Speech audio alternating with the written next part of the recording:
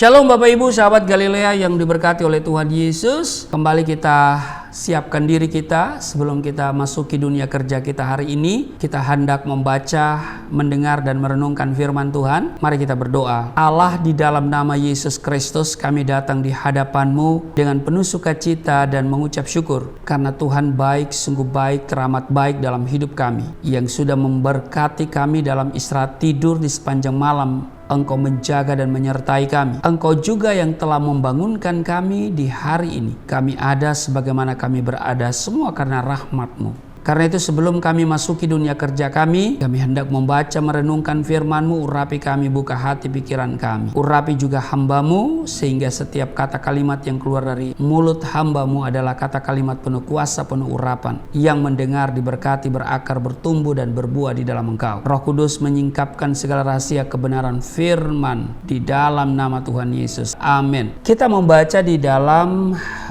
Lukas pasal 5 ayat 37, 38 dan 39. Demikian juga tidak seorang pun mengisikan anggur yang baru ke dalam kantong kulit yang tua. Karena jika demikian, anggur yang baru itu akan mengoyakkan kantong itu dan anggur itu akan terbuang dan kantong itu pun hancur.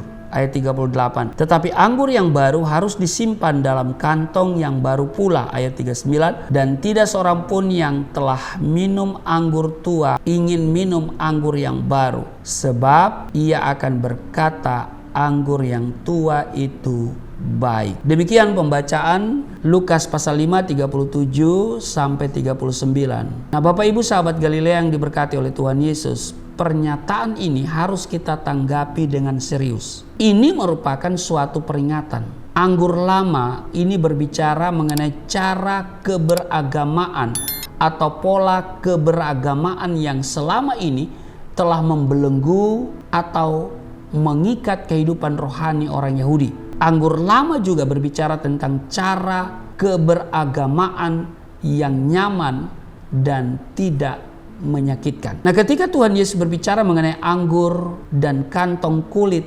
tempat penyimpanan anggur, ini konteksnya mengenai cara beribadah dan syariat agama Yahudi. Cara keberagamaan orang Yahudi pada umumnya sama dengan seperti cara keberagamaan yang dimiliki oleh agama-agama lain. Mereka telah menikmati cara keberagamaan itu selama beratus-ratus tahun. Bagi mereka agama itu nikmat, nyaman, menguntungkan, dan tidak menyakitkan. Dan itulah yang dimaksud oleh Tuhan Yesus sebagai anggur lama. Pernyataan Tuhan Yesus itu mengisyaratkan betapa sukarnya mengubah gaya hidup keberagamaan orang-orang Yahudi dengan kebenaran Injil Kristus. Bagi kita, ayat ini menyuruh kita untuk tidak menggantikan kekristenan dengan pola hidup keberagamaan. Jika kekristenan sampai menjadi suatu keberagamaan, maka kekristenan tersebut akan menawarkan sesuatu yang nyaman, tidak menyakitkan, dan menguntungkan bagi pemeluknya. Hal ini sangat bertentangan dengan kebenaran Injil yang Tuhan Yesus tawarkan. Kekristenan yang benar itu menyakitkan.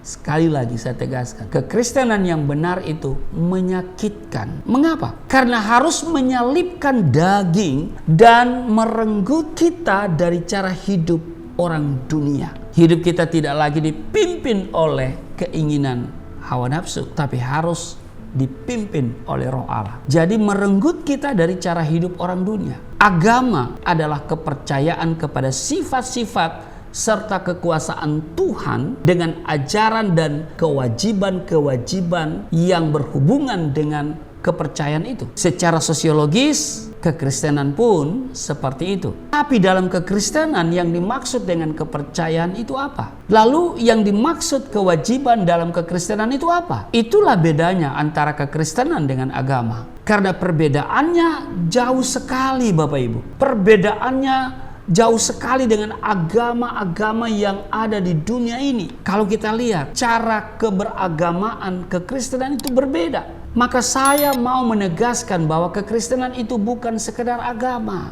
Amin. Kekristenan itu bukan hanya sekedar beragama, tapi kekristenan itu adalah jalan kebenaran untuk menuju hidup yang kekal, yaitu surga yang kekal. Amin. Agama-agama pada umumnya memiliki ritual dan liturgi yang baku, hukum-hukum yang legalistik dan sangat formil. Sedangkan dalam kekristenan, hidup umat setiap hari adalah liturgi yang sejati. Tidak ada rumusan hukum syariat yang rumit yang mengatur setiap langkah kehidupan umat. Dalam kekristenan hanya ada satu hukum yang disebut dengan hukum kasih. Inilah hukum yang utama. Dalam agama-agama, peran tokoh agama sangat menentukan tingkat kerohanian jemaat. Tetapi dalam kekristenan, peran tokoh agama atau hamba Tuhan tidak boleh dominan. Mereka hanyalah alat untuk mengantar jemaat mengenal Tuhan secara pribadi. Sebaliknya, jemaat harus berusaha sendiri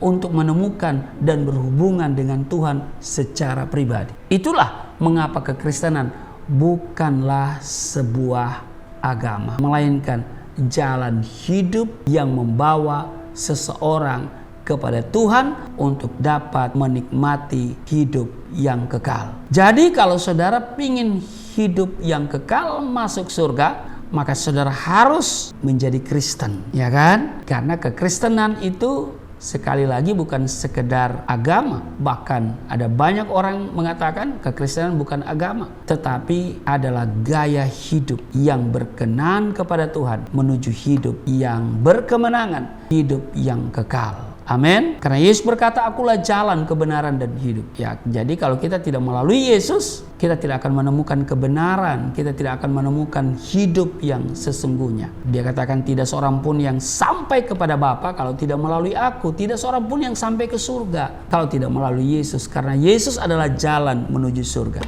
Karena itu bagi setiap saudara yang ingin masuk surga, harus dan wajib hukumnya membuka hati dan menerima Yesus sebagai Tuhan dan Juru Selamat. Amin. Tuhan Yesus memberkati. Mari kita berdoa. Terima kasih Tuhan. Firman hari ini mengingatkan kami untuk tidak beragama dengan cara-cara yang lama. Tapi kami setelah menerima Yesus Kristus sebagai Tuhan dan Juru Selamat, kehidupan kami yang baru, kami harus menyangkal diri, pikul salib.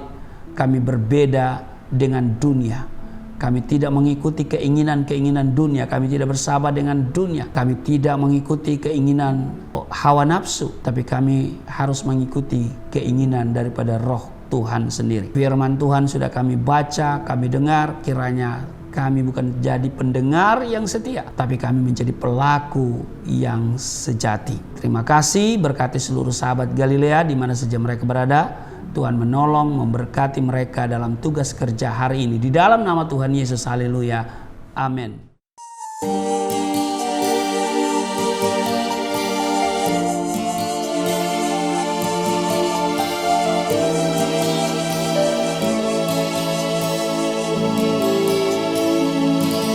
Bapa kami yang di surga,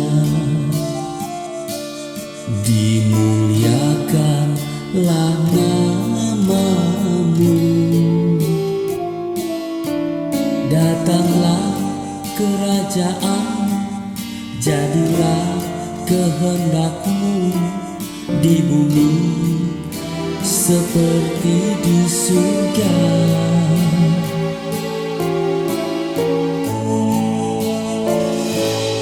Berikanlah kepada kami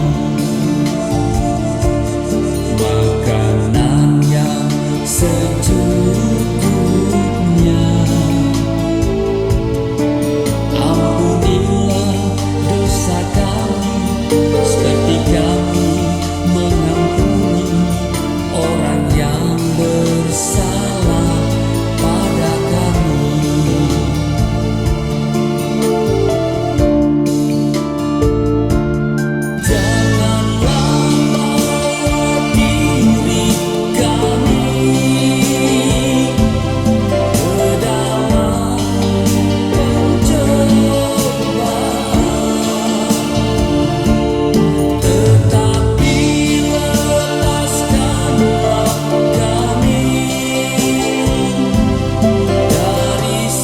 segala